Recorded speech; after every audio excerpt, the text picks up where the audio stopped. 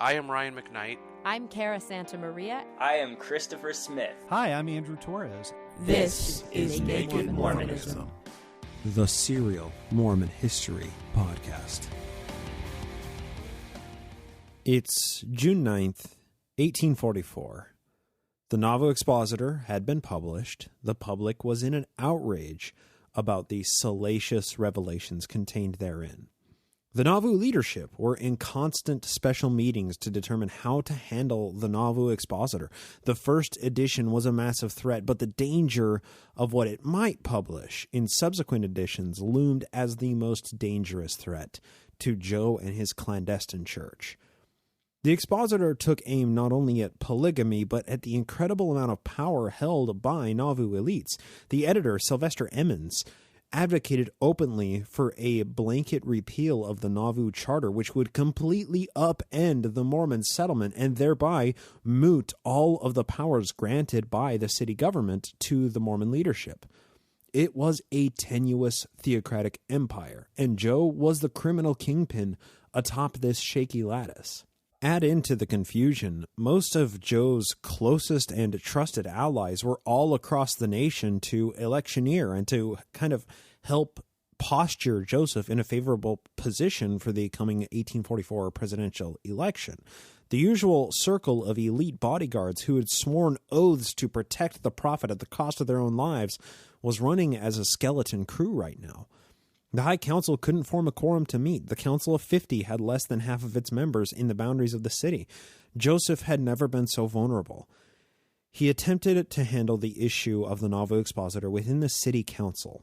The meeting of the City Council on June 8th contained a discussion about the Nauvoo Expositor, its printers and editors, Joseph H. Jackson and counterfeit coins and bogus, alcohol laws, and numerous other topics. But the best option that Joe could come up with to deal with the Expositor was to introduce a new ordinance concerning libelous or slanderous publications. According to the minutes taken by Hosea Stout, quote, Mayor Joseph Smith suggested that council pass an ordinance to prevent misrepresentations and libelous publication and wanted a law passed to prevent all conspiracy against the peace of the city, end quote. What does he mean when he says conspiracy against the peace of the city? That was Joe being mad at people who wanted to force him to abide by laws, just like every tyrant who flaunts the system of government and laws which oppose their meteoric rise.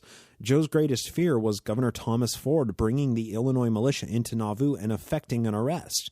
Joe, in all ways, was averse to bloodshed, but he was quite heavy-handed in his rhetoric concerning how the Mormons, with their Nauvoo Legion, would respond to a militia attempting to enter the city. But Joe's actions rarely matched his words, and he didn't want a war at the end of the day. With that in mind, though, he wasn't wrong. The peace of the city was contingent on him continuing to defy the law. As long as he could act as a king, everything would continue unopposed, and the peace of Nauvoo would remain. Sort of. It was peaceful for those who were privileged with leadership ranks, but for the thousands of regular Mormons, life was hard and demanding in Nauvoo. But as soon as Joe was held to the law, he would suffer the death penalty and multiple charges of riot, inciting violence, adultery, perjury, larceny, and conspiracy, and half a dozen other serious criminal charges. Could his rhetoric solidify in the minds of his followers that it was all religious persecution and mobocracy? It wouldn't be until after his death for us to find out that it had worked. But in this second week of June 1844, it wasn't so certain. Too many issues were dancing on a knife's edge right now, and Joe felt like actions to suppress the Nauvoo Expositor were the most prudent decisions to be made sooner rather than later. To make matters worse, Joe had been dealing with constant personal illness for the entire winter and spring. Now, it's unknown exactly what his illness was, but replete throughout his 1844 journal entries, we find many passages about his ill health and his lungs failing him. Even when he took the stand during the April 1844 General Conference to deliver his famed King Follett discourse, he prefaced it by saying by asking the members to pray to the Lord to give him strength in his lungs. The day after Joe told the city council to draft an ordinance concerning libelous publications was Sunday, June 9th. According to his journal keeper, William Clayton, or Quilliam Claypen as we call him, Joe spent most of the day, quote, home, health not very good, lungs wearied, end quote. However, that afternoon, a steamer was due in Nauvoo from St. Louis, probably containing converts who were traveling up from Europe, as well as maybe supplies for the Red Brick Store, or the Nauvoo House, or the Temple Projects, who knows. Joe dragged himself out of bed that day and met them at the landing next to the unfinished Nauvoo House. He then invited the visitors from this steamer to stay at the mansion. Quote, several passengers of the Osprey, that was the name of the ship, from St. Louis and Quincy put up at the mansion, end quote. Then, in defiance of his ill health, Joe, quote, helped carry in their trunks and chatted with them in the bar room, end quote. So after entertaining his new guests for a little while at his Nauvoo mansion bar, Joe held a meeting beginning at 6 p.m. that night. I cannot find any notes or minutes about this meeting. The only source I could possibly locate which may detail what happened in this meeting on Sunday, June 9th, or who attended it, is Quilliam Claypen's diary. But the church is still suppressing that diary, so if Quilliam Claypen made a journal entry that day, there are only like 2 people alive today who have actually seen it. Presumably, the meeting was attended by Quilliam, by Whiteout Willard Richards, and if I had to guess at what it was concerning, it was probably the resolution against libelous publications, which was an ordinance that George W. Harris was drafting, so that he probably attended the meeting that night as well. Whatever happened in this meeting this Sunday night, George W. Harris probably pulled an overnighter based on the meeting to finish drafting the resolution, which was ready to present the following day at the Nauvoo City Council meeting. The proceedings of this Monday City Council meeting, June 10th, are absolutely remarkable, and there's so much to tease out of it. We're going to get very familiar with those minutes today, because if you read the title of the episode, you know this already. That meeting set into motion the destruction of the Nauvoo Expositor printing press that happened the very same evening. The City Council convened at 10 a.m. the morning of June 10th, 1844. They called a quorum and read for approval the minutes from the meeting of the previous Saturday, which we discussed last week, and then Joe and the City Council members discussed the allegations circulating about Joe attempting to buy Robert D. Bob the Builder Foster's silence with a hatful of money. That issue was the centerpiece of discussion for basically the first half of the council meeting all of that morning. Now, on last week's episode, I referred to a letter that Robert D. Bob the Builder Foster sent to Joseph Smith, and I said that I couldn't find it. Well, I found it. Bob the Builder Foster was absolutely scathing in his reply, which explains why this council spent so much time talking about Foster and about the allegations and about the hatful of money, with witnesses produced by Joseph Smith saying that that meeting never happened. Here's the letter. Quote, Nauvoo, June 7th, 1844, to General J. Smith. Sir, I have consulted my friends in relation to your proposals of settlement, and they, as well as myself, are of the opinion that your conduct and that of your unworthy clan is so base that it would be morally wrong and detract from the dignity of a gentleman to hold conference with you. The repeated insults and abuse I, as well as my friends, have suffered from your unlawful course towards us demand honorable resentment. We are resolved to make this our motto. Nothing on our part has been done to provoke your anger, but have done all things as become man. You have trampled upon everything we hold dear and sacred. You have set all laws at defiance and profaned the name of the Most High to carry out your damnable purposes. And I have nothing more to fear from you than you have already threatened. And I, as well as my friends, will stay here and maintain and magnify the law as long as we do stay. We are resolved never to leave until we sell or exchange the property we have here. Priorities, The proposals made by your agent, Dimmick Huntington, as well as the threats you sent to intimidate me, I disdain and despise as I do the unhallowed author. The rights of my family and friends demand at my hands a refusal of all your offers. We are united in virtue and truth, and we sell hell at defiance and all her agents. Adieu. Signed, Robert D. Foster. End quote. So that was the letter of Robert Foster rejecting Joseph's offer of a hatful of money for silence. So he didn't publish the Nauvoo Expositor. We aren't going to go through the discussion during the city council meeting about this, primarily because I think that it's reasonable that Joe tried to buy Foster's silence, and then Joe just spends the whole time calling witnesses to disprove that such a thing ever happened. They also, in the city council meeting, discussed the laws as being generally good people and grinding grain without fee for the poor, which is kind of nice to see. But then they bicker about Joe giving William Law some food for a public banquet, which Law apparently claimed was his own during the feast. And really, who knows what the reality is here, because Joe was doing everything possible to slander the laws, including accusing William of essentially embezzling food.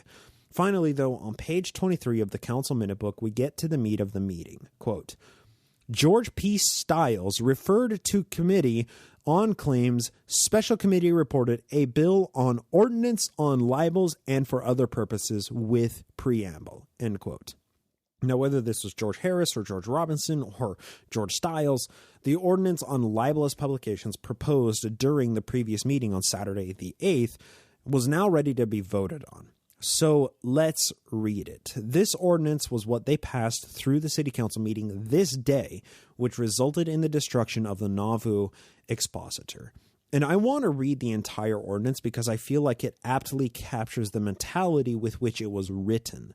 We gain a sense for the desperation and the timeliness of the ordinance by kind of reading between the lines and understanding the dire context in which this ordinance was drafted and passed.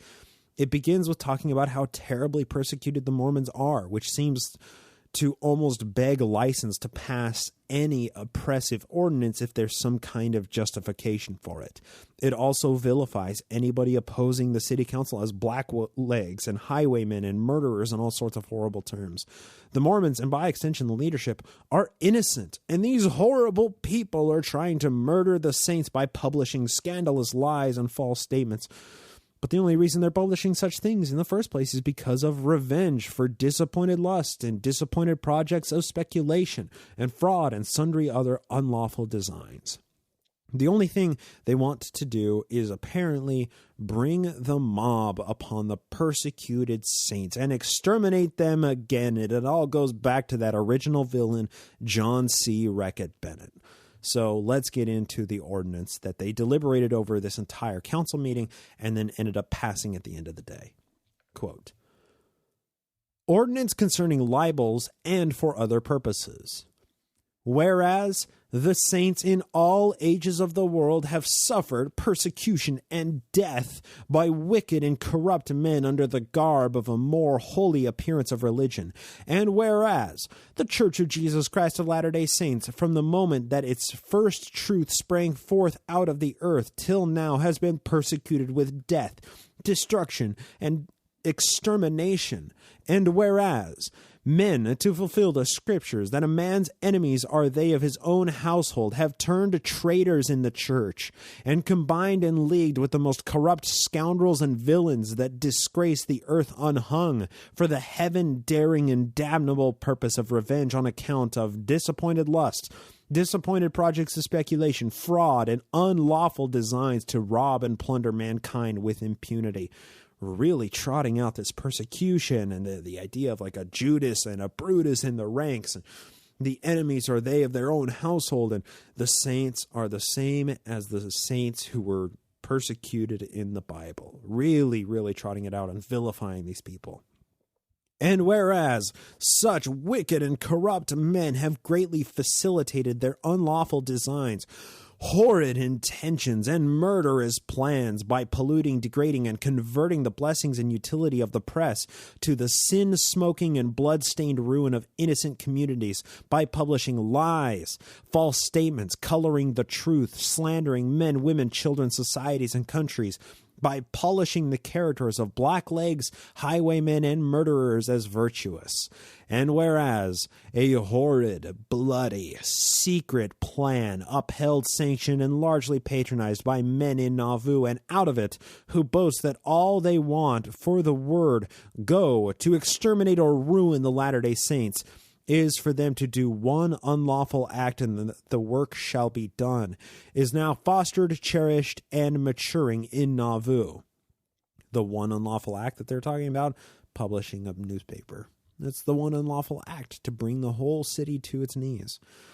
It continues, by men, too, who helped to obtain the very charter they would break, and some of them drew up and voted for the very ordinances they are striving to use as a scarecrow to frighten the surrounding country in rebellion, mobbing, and war. And whereas, while the blood of our brethren from wells, holes, and naked prairies, and the ravishment of female virtue from Missouri, and the smoke from the altars of infamy prostituted by John C. Bennett, and continued in the full tide of experiment and disgraceful damnation by the very self-called fragments of a body of degraded men that have got up a press in Nauvoo to destroy the charter of the city, to destroy Mormonism, men, women, and children, as Missouri did, by force of arms, by fostering laws that emanate from corruption, and betray with a kiss. Wherefore, to honor the state of Illinois and those patriots who give the charter, and for the benefit, convenience, health, and happiness of said city, and that is the preamble to the ordinance. And what follows that preamble that we just read are 3 sections containing the action items of the ordinance itself. Now, honestly, I kind of struggle with how to properly deal with the preamble because it is absolutely brimming with propaganda and a one-sided telling of the story. What is notable, however, is the mentality captured here is the same mentality held by millions of Mormons today. A people constructing their lives around propaganda like this are infantilized, their perception of reality effectively warped to see anything and everything that happens around them being relative to this propaganda. These people cede control of their lives to the people who sit atop this system, and those are the people who give license for those select few to do whatever necessary to preserve the celestial monarchy. Now, mind control is a complicated tool in the cult leader's toolbox, but this ordinance is a masterclass of how it works.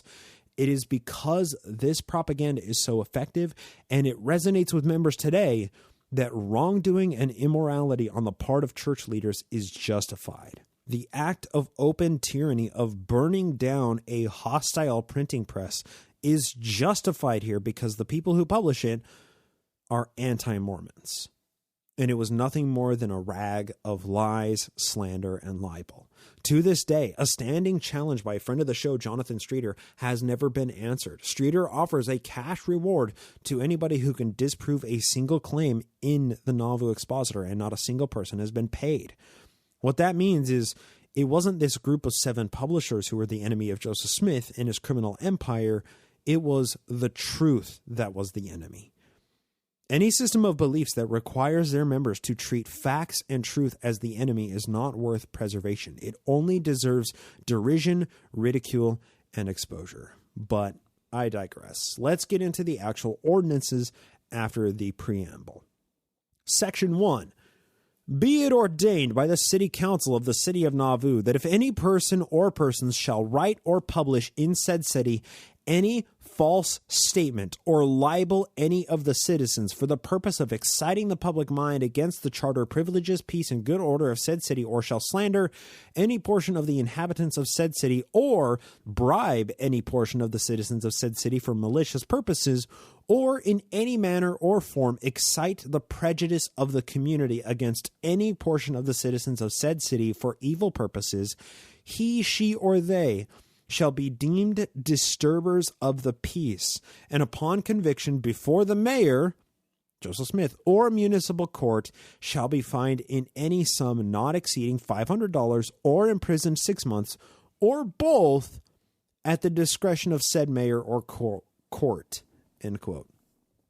So let's deal with that first section of the ordinance. Anybody who publishes any false statements or libels or slanders any figure, which is just another way of referring to false statements, is fined $500 or imprisoned or both. Of course, they didn't use this against the Nauvoo neighbor or against the times and seasons. It was just against the Nauvoo Expositor. Now, how do we determine what is or is not a false statement against the people in the city? How this should work, how an ordinance like this should work, is a person A, publishes a statement about Joseph Smith, and then he sues that person A, for slander or for libel, and then the lawsuit is taken to a court and the parties enter discovery where the underlying facts can be determined. If the statement is false, person A owes damages to Joseph Smith. If the statement is true, then the suit is dismissed and Joseph Smith owes legal fees to that party. That's how this would work in a normal world where everybody abided by the same system of laws, but this was Joseph Smith's theocracy. Nothing was fair, and he had done everything in his power to be completely untouchable. Instead, what this would amount to is the person publishing statements that Joe deems to be false. He would sue them in the Nauvoo Municipal Court, and the statements would be compared against Joseph Smith's public declarations. Then, of course, witnesses would be produced on behalf of Joseph Smith, and any witnesses who testified in behalf of the publisher of the so-called false statements would be equally branded as an enemy to the prophet and the gospel. Then the municipal court would rule in favor of Joseph Smith because he's the mayor, and then the people would be fined $500 or imprisoned or both. Now, who would determine what the punishment would be in all of this? The mayor, Joseph goddamn Smith. He was absolutely out of control, and he only played by the rules of his own system of laws.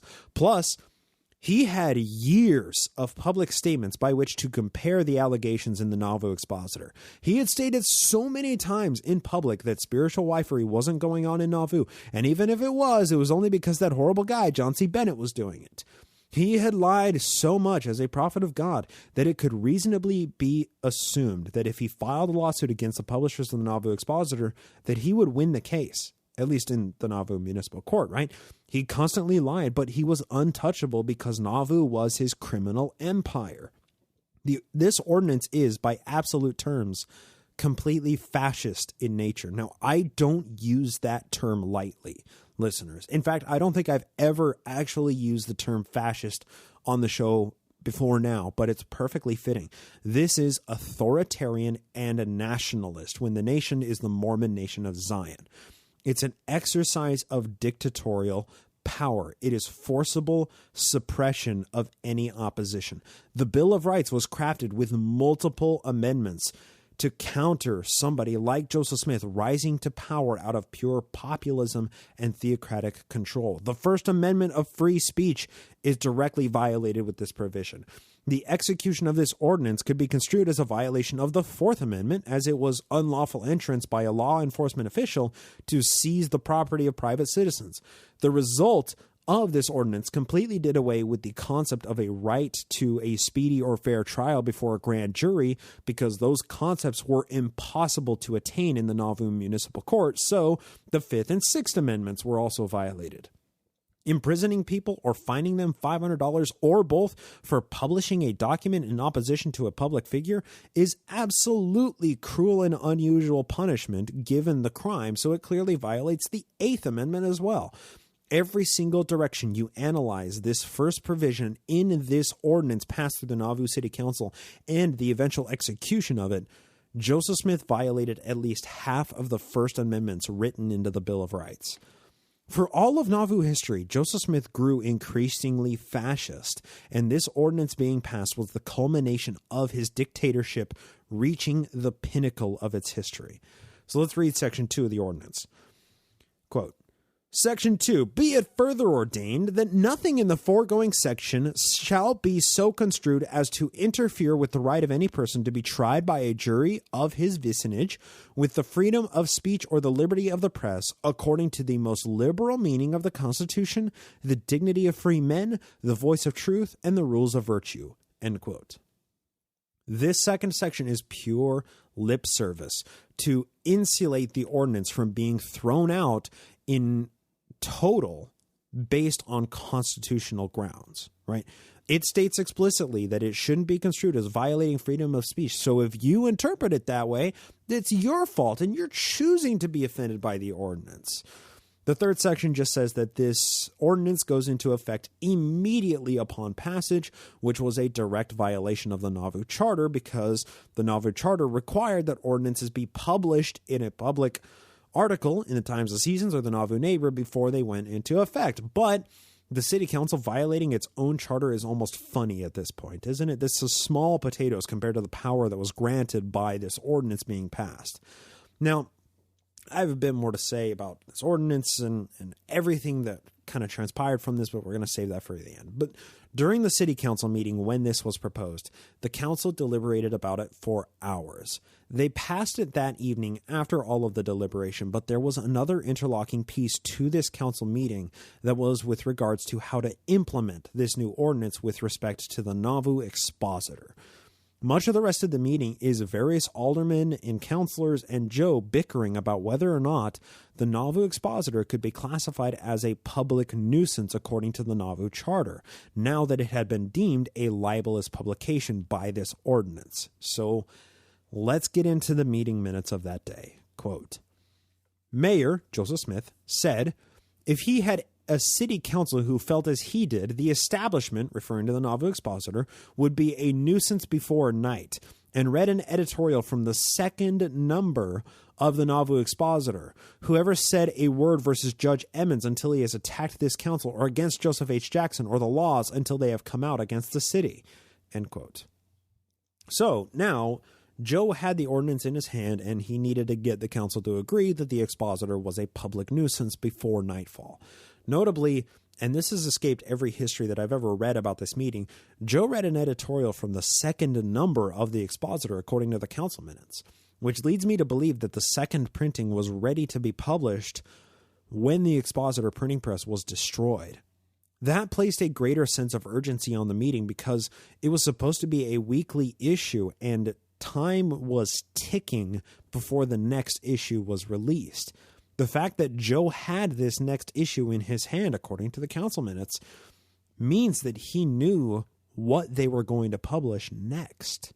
We don't know. Historians don't know because of what occurred that night, but Joe knew, and he took that information with him to the grave. Whatever was in that second edition, it could never see the light of day, in his opinion. The first edition was already causing enough damage, and the next edition was clearly seen as a second wind of a raging storm that the Empire couldn't withstand. Next, Joe says, quote, here is a paper, the Nauvoo Expositor, that is exciting our enemies abroad.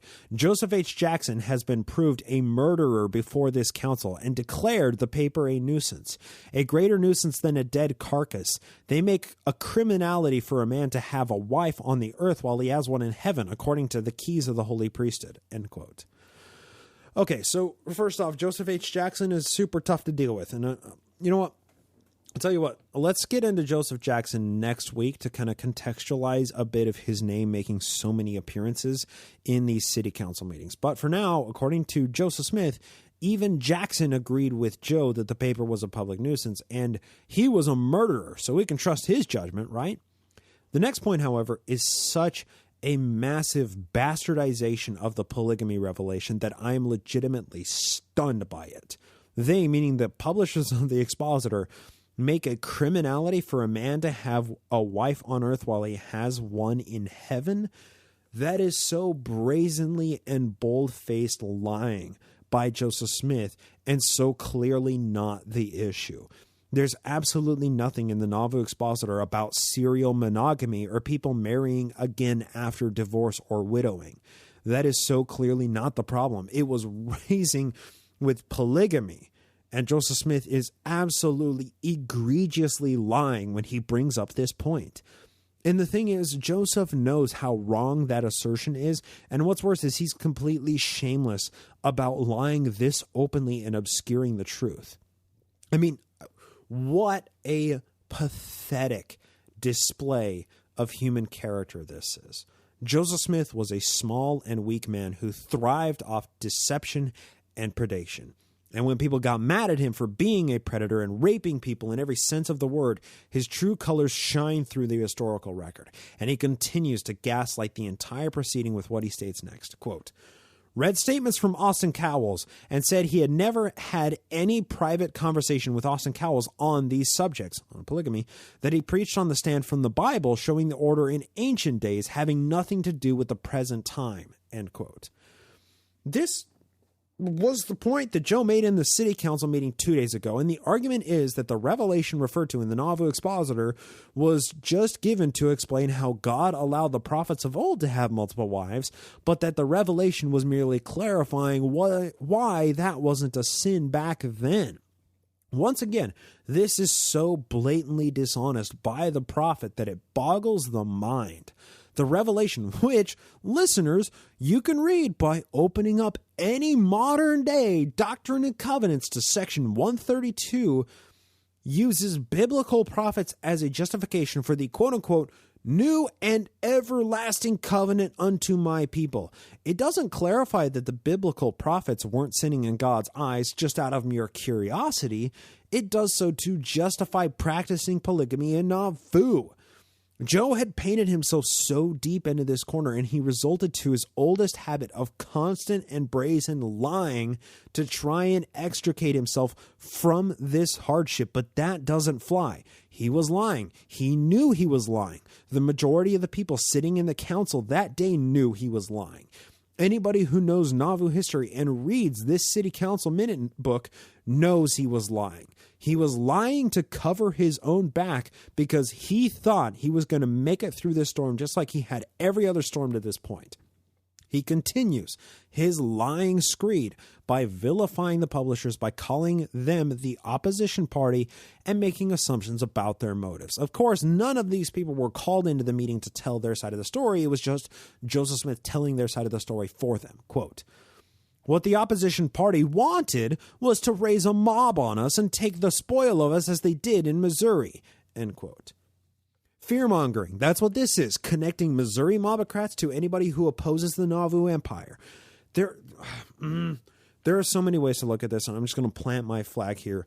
Joseph Smith deserved the mob. The Mormons didn't. The wider Mormon leadership didn't deserve a mob coming into Nauvoo to arrest Joseph Smith, but Joe himself deserved some form of justice. He should have faced the gallows half a decade ago in Missouri if Missouri hadn't botched the Missouri Mormon War inquiry, but since then, Joe was living on borrowed time. Now, I'm an avowed pacifist, but by the legal standards of the day, Joseph absolutely deserved the death penalty, and I have absolutely no remorse in holding that opinion.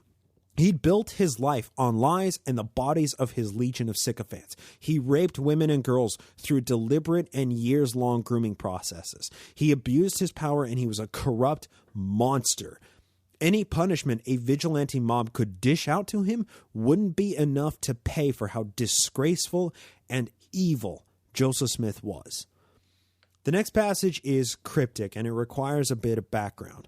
Robert B. Thompson was Joe's personal scribe off and on throughout the last couple of years of Kirtland, through all of Missouri, and the first 2 years of Nauvoo. Robert B. Thompson and Joe's youngest brother, Don Carlos Smith, worked together in a dank and smelly basement printing the Times and Seasons from 1839 to 1841. Unexpectedly, both of them died. Historians have pointed to the basement they were working in having some kind of a mold or a fungus growing on the walls, which caused respiratory failure for both of them as they died around the same time. Notably, however, both Robert B. Thompson and Don Carlos Smith were anti-polygamists when the practice was beginning to expand beyond just Joseph Smith having a few clandestine wives that nobody knew about. Thompson and Don Carlos had a conversation about polygamy, and Don Carlos called it from the devil. That's Joseph's younger brother. A few weeks later, both were dead, and only 3 months after that, Joe took Don Carlos's widow, Agnes Coolbrith Smith, as a plural wife. Why is that relevant? Because of this little cryptic line that Joe said in the city council meeting. And it's cut off. Quote, said that he, Joseph, had as much as he could do to keep his clerk, Robert B. Thompson, from publishing the proceedings of the laws and caused the people to, and there it cuts off. There it cuts off. Now, Robert B. Thompson was dead for 3 years before the laws became enemies of Joseph Smith. What was he saying there? What was he talking about? And why is it cut off in the middle of a sentence?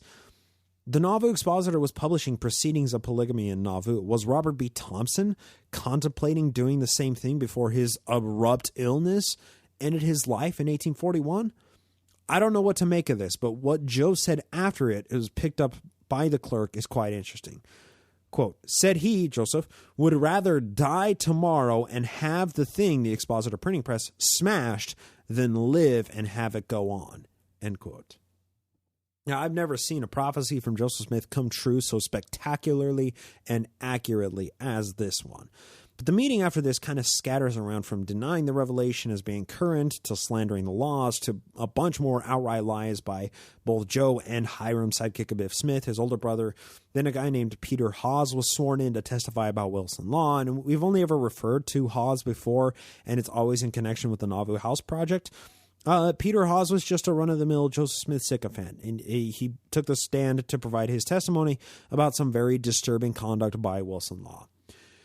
It's tough to know whether these allegations are true because the women themselves were absolutely never called in to testify about stuff like this.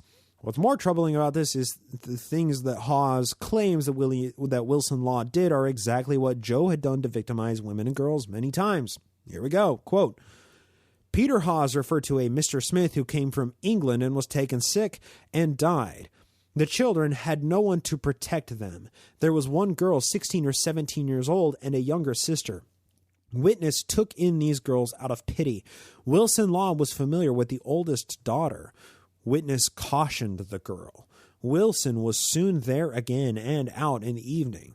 Charged the girl, and she confirmed to witness wife Wilson had seduced her.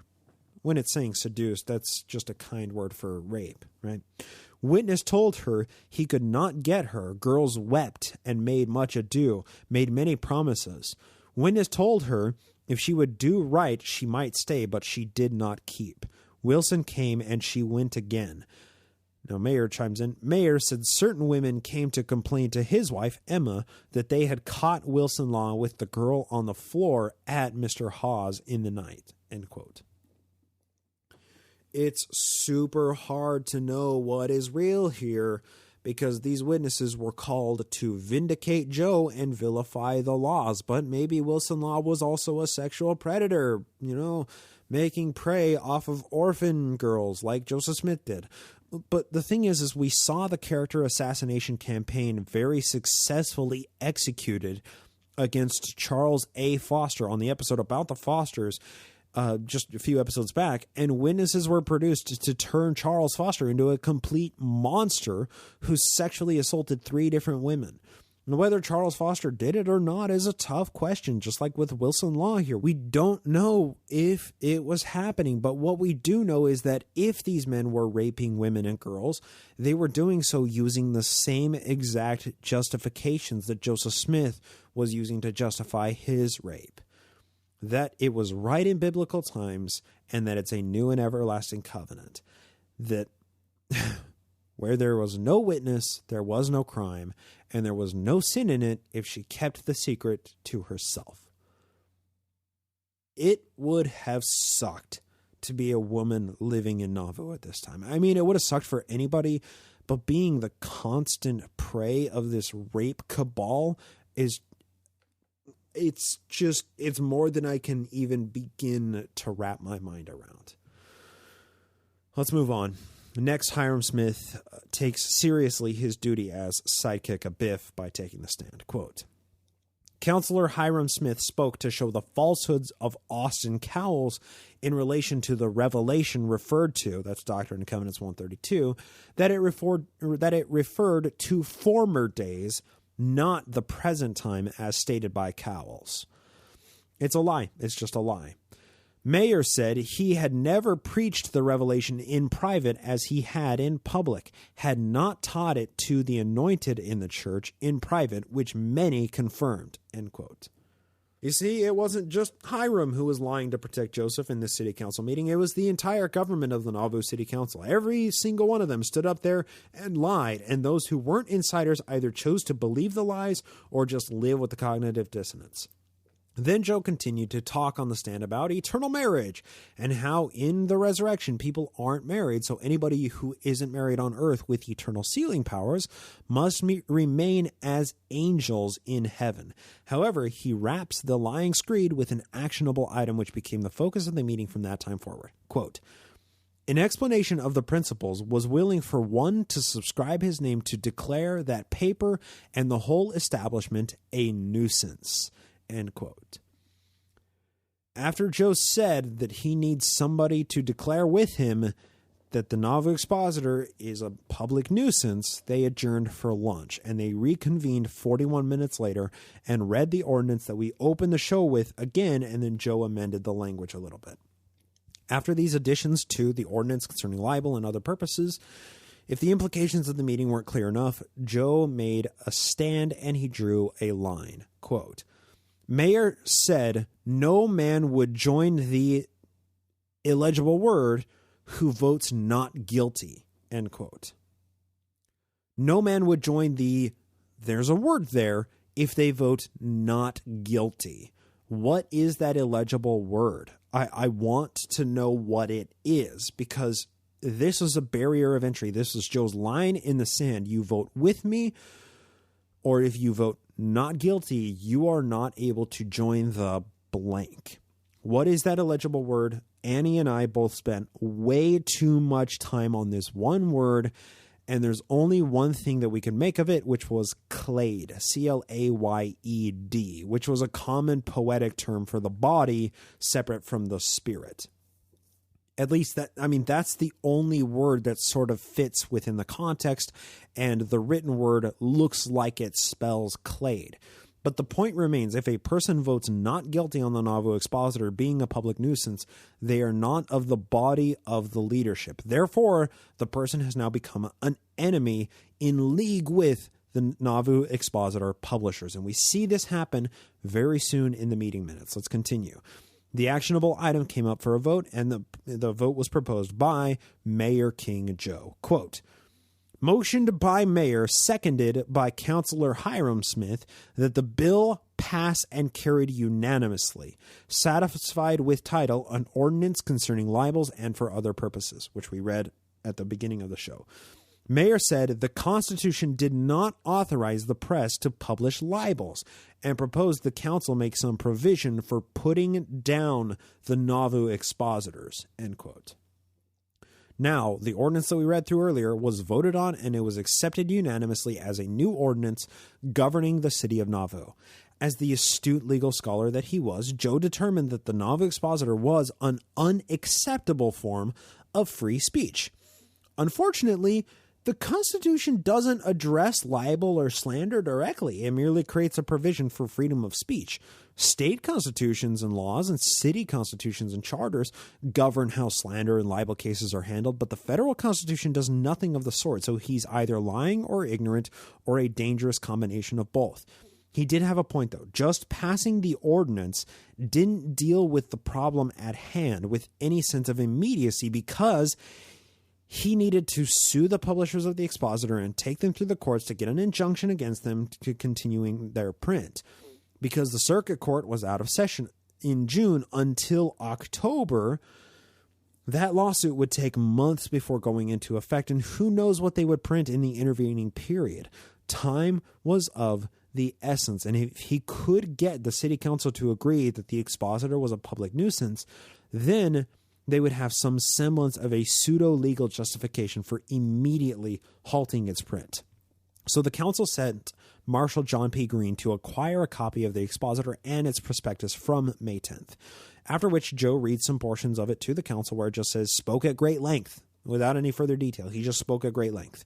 I wish we could know. I wish I could sit there in this council meeting. I wish I could see what was going on. But unfortunately, all we have is what the historical record tells us. After Joe talked on this at great length, Hiram took the stand to back up his little brother. Then John Taylor, second prophet of the Salt Lake City Church, concurred. Quote, Councillor Hiram Smith spoke in favor of declaring the expositor a nuisance. Councillor John Taylor said no city on earth would bear such slander, and he would not bear it, and spoke decidedly in favor of active measures. End quote.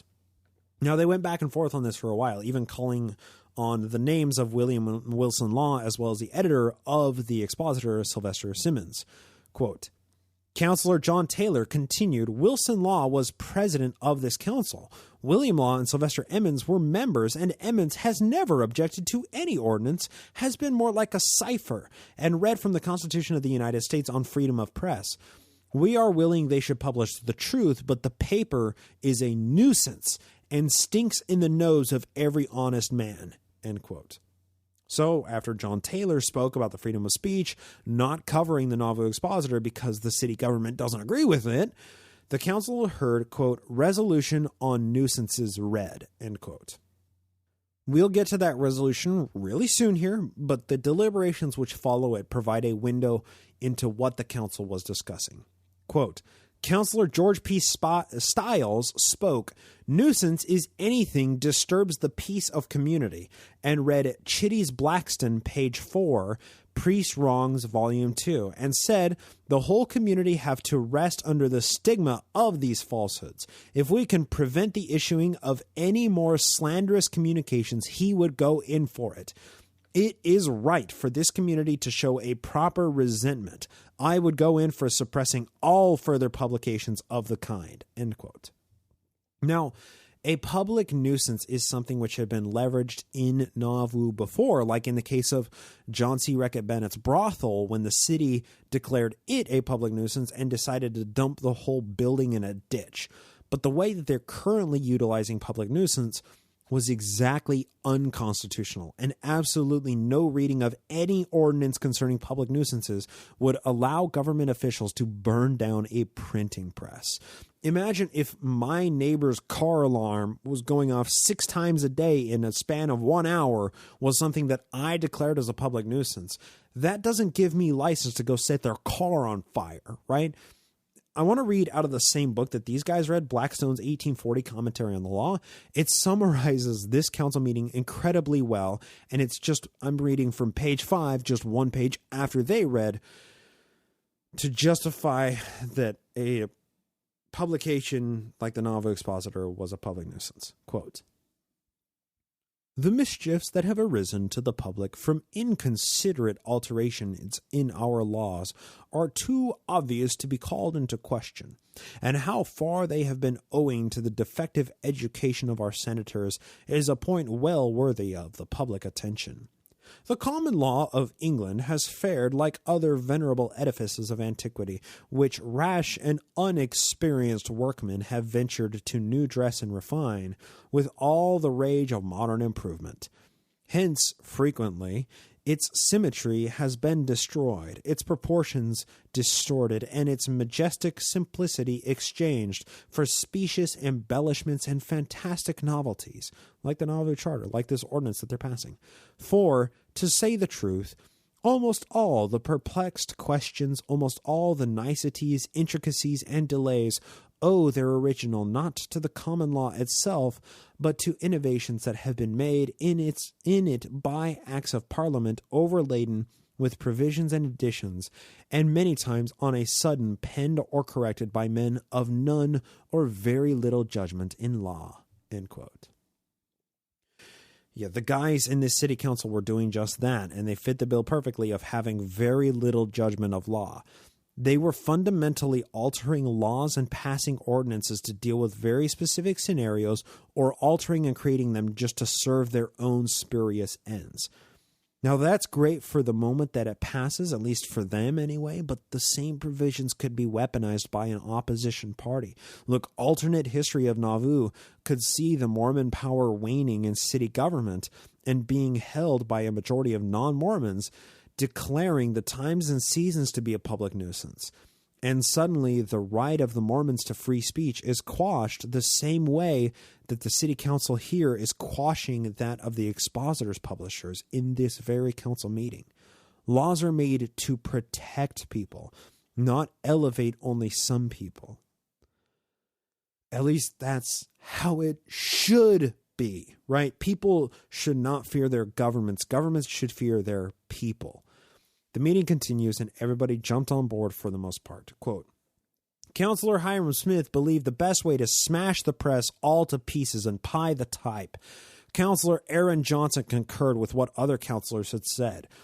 Alderman Samuel Bennett referred to the statement of the expositor relative to the municipal court in case of Jeremiah Smith, considered it a public nuisance, end quote.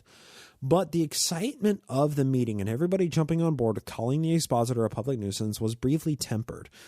All the members of the council wanted to burn the printing press that night, but cooler heads were also present. Quote, Benjamin Warrington considered his peculiar situation for the city council to pass this nuisance would be hasty and proposed giving a few days limitation and assess a fine of $3,000 for every libel, and if they would not cease publishing libels, declare it a nuisance, end quote.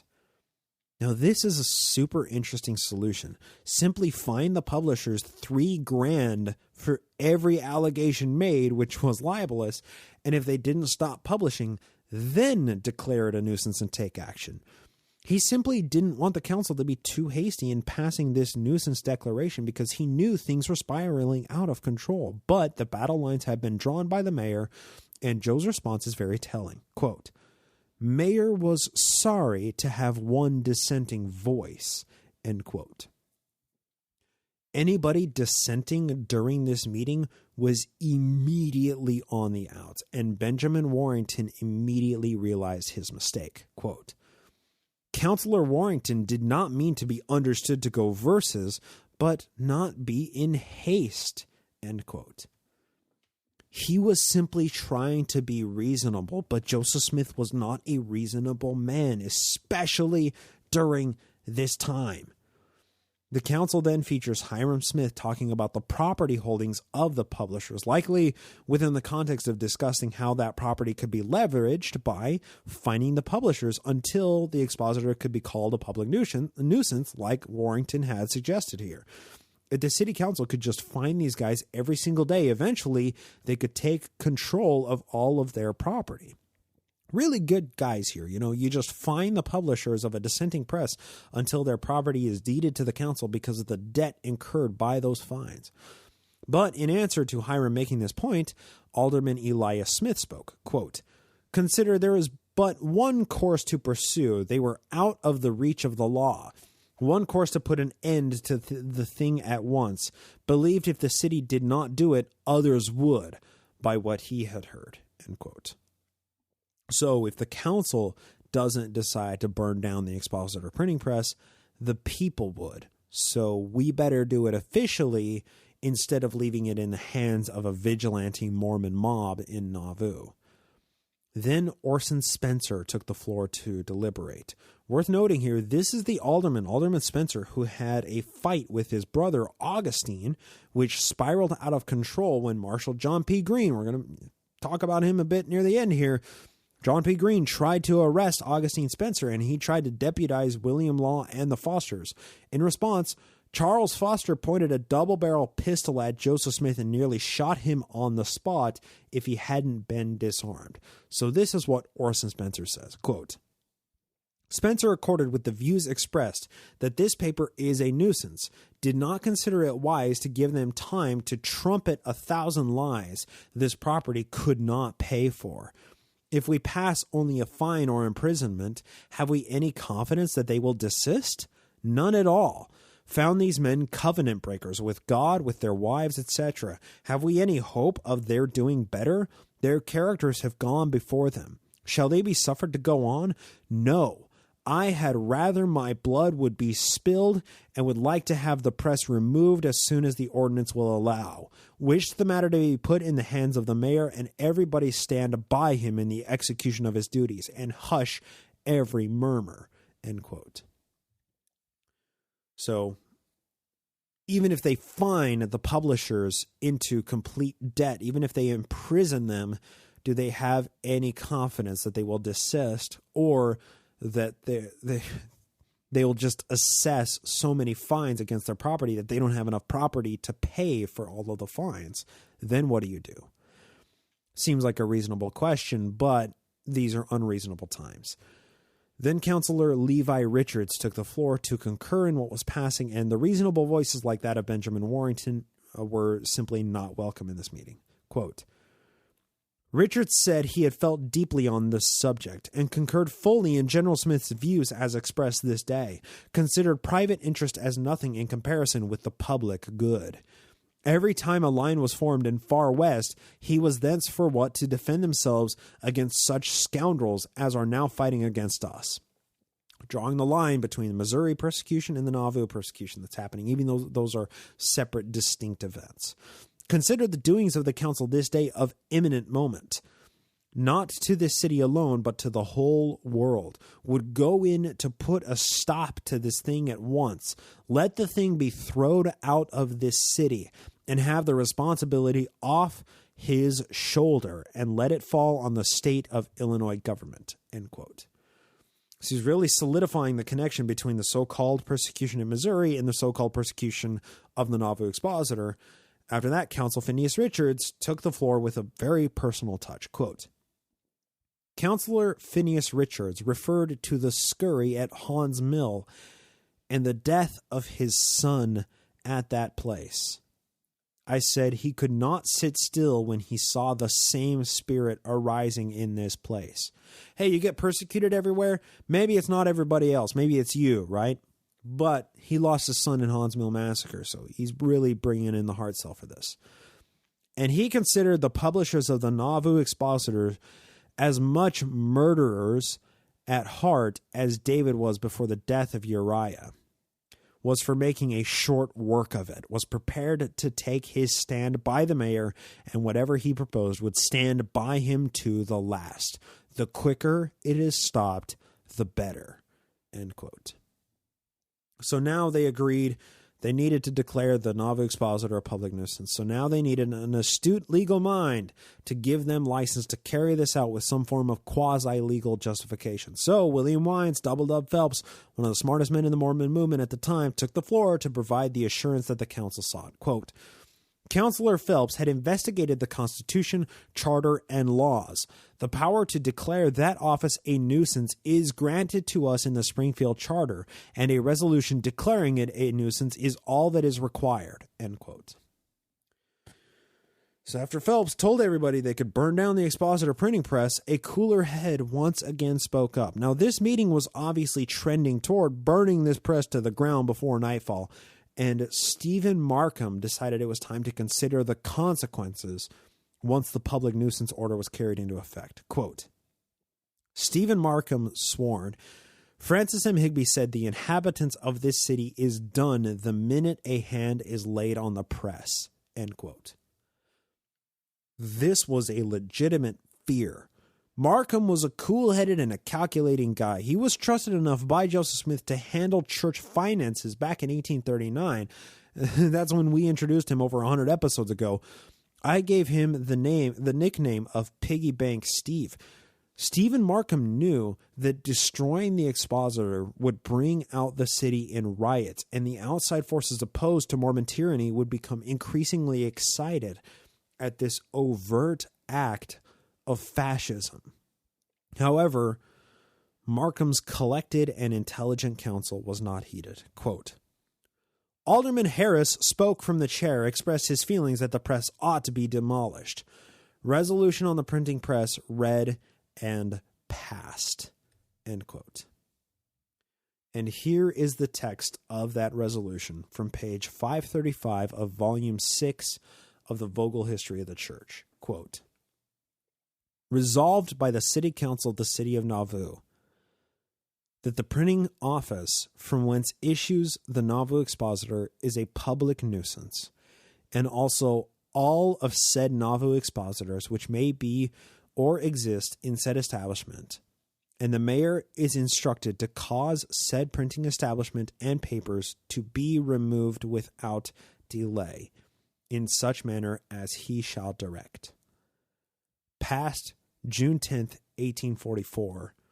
Signed George W. Harris, President Pro Tem, Willard Richards, Recorder. End quote. The die had been cast, and everybody's fate was sealed. The council meeting adjourned that evening at 10 minutes past 6 o'clock, and Joe immediately wrote 2 orders. The first order, quote, "To the marshal of said city, greeting. You are hereby commanded to destroy the printing press from whence issues the Nauvoo Expositor, and pie the type of said printing establishment in the street, and burn all the expositors and libelous handbills found in said establishment. And if resistance be offered to your execution of this order by the owners or others, demolish the house. And if anyone threatens you, or the mayor, or the officers of the city, arrest those who threaten you, and fail not to execute this order without delay, and make due return hereon. By order of the City Council, signed Joseph Smith, Mayor." End quote. This was the order by Joseph Smith to the Marshal, John P. Greene, to burn the Nauvoo Expositor to the ground. If anybody opposes this action or threatens him or Joseph Smith, arrest them. Joe also knew that this would likely cause a riot, so he wrote a second order, this time to Jonathan Dunham, Major General of the Nauvoo Legion, since John C. Reckitt Bennett had resigned that position of the Legion and had left the city. Quote, "You are hereby commanded to hold the Nauvoo Legion in readiness forthwith to assist the marshal of said city to execute the city ordinances, and especially to remove the printing establishment of the Nauvoo Expositor. And this you are required to do at sight under the penalty of the laws, provided the marshal shall require it and need your services." Signed, Joseph Smith, Lieutenant General, Nauvoo Legion. End quote. It wasn't just Marshal John P. Greene who was commanded to destroy the Expositor printing press. The entire Nauvoo Legion was put on guard in case a riot broke out. This was an unofficial declaration of martial law in Nauvoo for the space of one evening, which was absolutely necessary because at approximately 8 p.m., less than 2 hours after the city council meeting adjourned, Marshal Greene gathered his supplies, maybe some kerosene, some torches, and other fire lighting implements. Jonathan Dunham gathered a few captains of the Nauvoo Legion with their platoons, and a mob of a few dozen men, maybe, acting under direct order from Joseph Smith, gathered on the street in front of the Nauvoo Expositor printing press, with their torches blazing. As evening turned into twilight, and the sun set on this warm and muggy evening of June 10th, 1844, Marshal John P. Greene broke into the office housing the Nauvoo Expositor printing press by bashing through the door with a sledgehammer. A few dozen men, and estimates and participants vary depending on the account, but some accounts say as many as hundreds of men, pushed into the door behind Marshal Greene. Inside the office, they found hundreds of pages of printed paper drying, reams of clean paper awaiting words, and the printing press machine itself, and the type cases containing thousands of very small metal letters and hundreds of type cassettes to contain the words which were calculated to bring a religious empire to its knees. One account claims that Joseph Smith was a participant in this monumental event, but every one of the men there that night had sworn oaths to uphold the duties of their offices as members of the city peace officers, or members of the Nauvoo Legion, or members of the secretive shadow squad, the Danites. As these men pushed into the office, they ransacked it. Every ream of paper was dragged out of the office. The drawers of the type cases were ripped open, and the type was tossed out onto the street in front of the office. Stacks of the second edition of the Expositor, awaiting dissemination, were thrown into the street. Then, these men resorted to their most basic instincts. I don't like something, so I'm going to smash it. Each man armed with pistols, swords, bowie knives, muskets, sledgehammers, and myriad other destructive implements, swung their weapons around with absolute reckless abandon. Walls, desks, counters, furniture, handbills for people purchasing the Expositor publication, everything was destroyed. They paid special attention to the printing press itself. They pulled it up from its moorings in the floor, and half a dozen men dragged this massive iron implement, probably weighing over 1,000 pounds, into the street with all of the paper and the type. Then they went to work on this thing. Each man wielding a sledgehammer took swing after swing after swing. Blow after blow slammed into the garter and the spindle and the coffin and the stone, ripped the handles from their mechanisms, blew holes in the carriage, ripped off the plank, and after a few minutes, the press was unrecognizable as a machine of equal amounts of information and disinformation. The printing office was destroyed. The press was destroyed. Hundreds of dollars of paper and typeset were destroyed, and the entire pile of paper, press, and type on the street was set ablaze. The flame grew and grew until it consumed all of the paper and turned the small metal type pieces underneath it into smoldering chunks of smoke-colored iron. The press itself would never be usable again.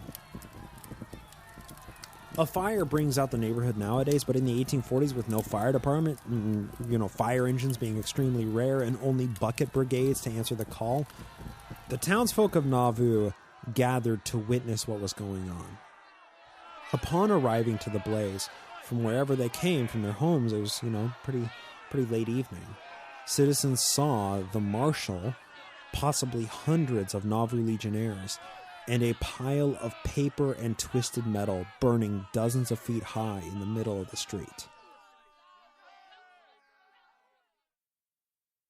John P. Greene, city marshal of Nauvoo, who executed the mayor's orders, scribbled on a piece of paper and then sent it to Joe with one sentence that would spell the death of the prophet. Quote, "The within named press and type is destroyed and pied according to order on this 10th day of June, 1844, at about 8 o'clock p.m. Signed, John P. Greene, City Marshal." End quote. Look, society isn't equipped to handle people like Joseph Smith. We all abide by a system of laws and an unwritten set of manners within the social contract. Those who don't abide by the system fall into a category of either punishment by the system or benefiting from the manipulation of that system of society. Joe did everything in his power to be in the latter category of that equation, and doing so required that he act in deplorable and monstrous ways. He was immune to the laws. He was a predator upon anything to satisfy his avarice. He was a tyrant to opposition. He was, in every sense of the phrase, a force of nature to be reckoned with. Laws exist to stop people like Joseph Smith, but what if he doesn't agree to them?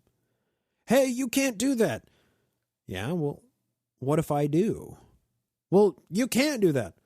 Well, I say that I can, and you can't stop me.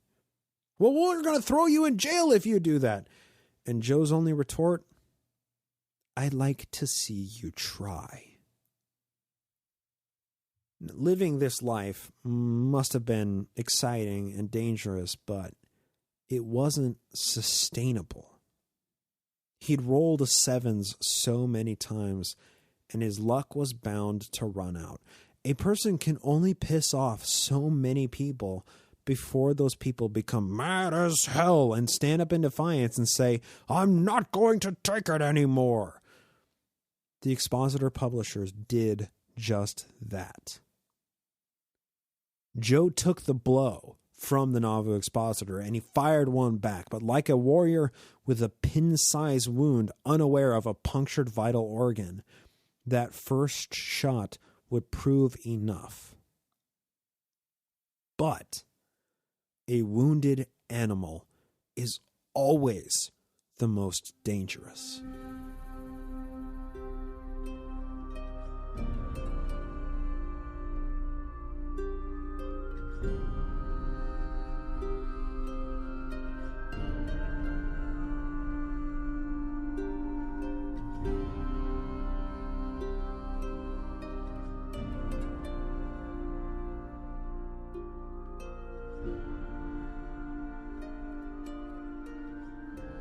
And that's going to do it for our main segment today. We have one, not a new patron, but a pledge edit over at patreon.com/nakedmormonism.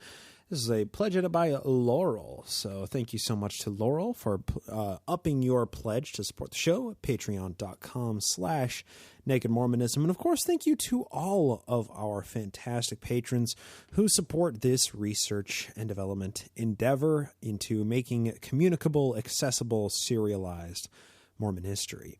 If you are a supporter on patreon.com/nakedmormonism, of course, you get access to a whole bunch of extra content. You get an extra episode every week. You get exclusive access to the exclusive patron exclusive comment threads. How many times can I say exclusive before I exclude all of the listeners?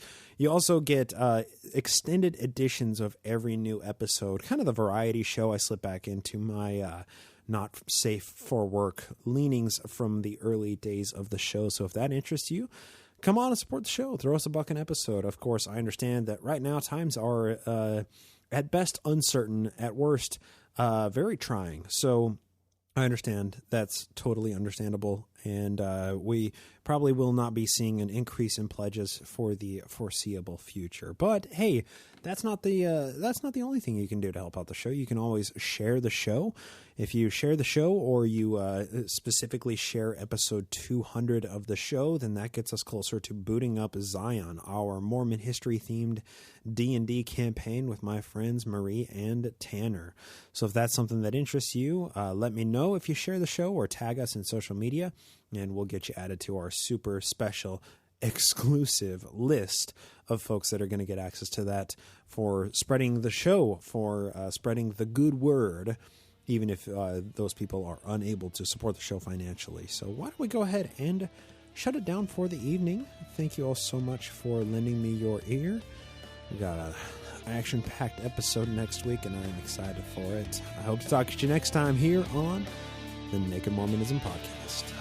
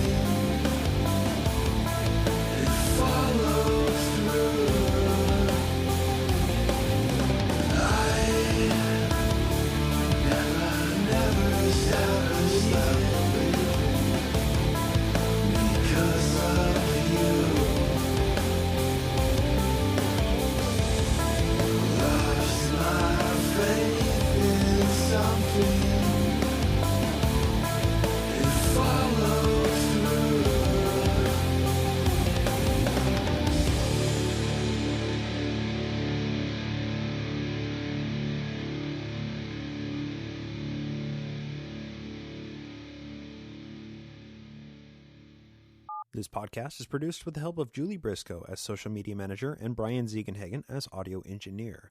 Music is written and produced by Jason Camo of aloststateofmind.bandcamp.com and used with permission. Legal counsel is provided by Andrew Torres of the Law Offices of P. Andrew Torres and the Opening Arguments podcast. Naked Mormonism is a production of Ground Gnomes LLC. Copyright 2020. All rights reserved.